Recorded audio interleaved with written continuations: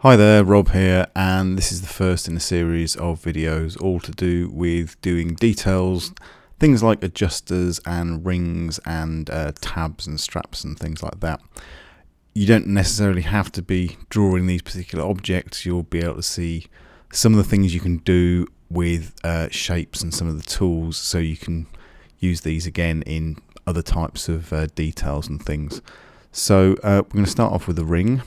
The one on the right, and you can see it's got tab top and tab bottom coming in, stitched down as if it's folded over here.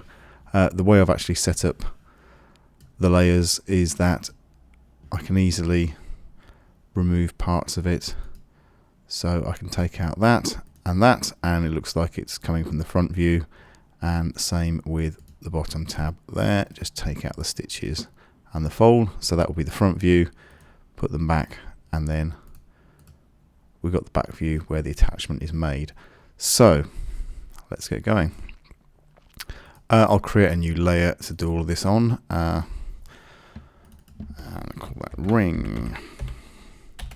So there's a number of ways to draw a ring.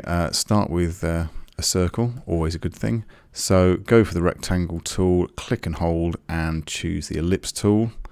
And then with the Alt and the Shift key held down on the keyboard, click and drag your circle out. And make sure that you have the correct stroke applied. Now, to get a parallel circle for that to make a ring, a number of different ways. I could copy it and enlarge the copy, but I'm going to introduce a new feature, which is, well, not new to Illustrator, but new if you started the series from the start. Object, path, offset path, and this will bring up a dialog box here. If you click on the preview option, you can see that it's actually offsetting the path from the one you've drawn already. And if you alter the offset there, and if I just click on the up arrow on the keyboard, I can just enlarge that number one at a time, and I can reduce it, so I can go minus and it'll go inside. I can go plus and it'll go outside. Once you're happy with the size of the offset, click on OK, and as I show in the layers panel here, I've got my offset path there and my original shape there. So normally if you're making a ring, that's it. But if you're making a ring that needs to show that things are going through it or sitting on top or underneath it, then it gets slightly more complicated. I'll just draw a quick tape here, and if I just click an Alt from the center there, so I'm Alt dragging from the center of that circle to line it all up, and that can be my tape. I'll give that a fill so it's easy to see, and so you can see the tape is lying on the top of the circles. And if I go and drag that rectangle down to the bottom in the layers panel, bottom of that layer there, and you can see part of the problem now, because here where I want the ring to overlap the tape, it's not. So what I do is fill that ring, that outer ring, with some white, and this is where the problem lies, because this inner ring, if I give it no fill, which it has got, I can't see through. If I give it a white, it won't make any difference. I can't actually see through the middle of this shape. And what we're going to do is create a thing called a compound path. And it's basically a way of joining two paths together that don't actually touch. And it allows one of the paths to make a hole through the other one.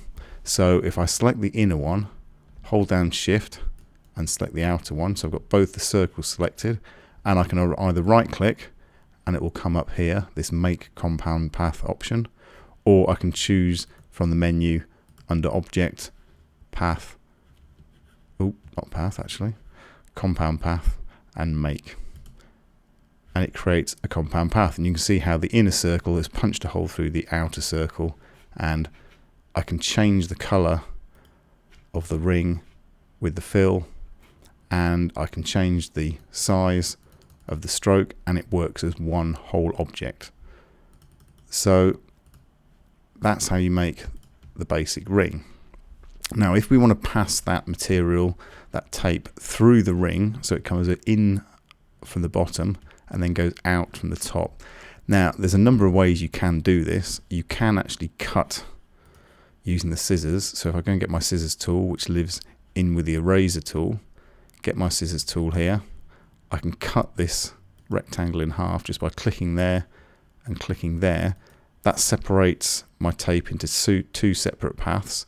I've got the top half and the bottom half, and then I can click on the top half and drag that up the layer order on top, and this sort of optical illusion with the two paths or two shapes here, because Illustrator, when it fills a shape, always wants to fill up even if there's no line there. I can use that effect to be able to bring that one to the top. The alternative way, and if I just go back a few steps just to stick that back together, so I've got one tape. The alternative way is to actually cut this part of the ring using this part of the tape. Now when we get on to do more complicated shapes like adjusters and sliders, it's a lot easier using this next method. Now what I'm going to do is take the tape, I'm going to make a copy of that, and I'm going to bring it to the front, so paste that in front, so I've got an exact duplicate of that.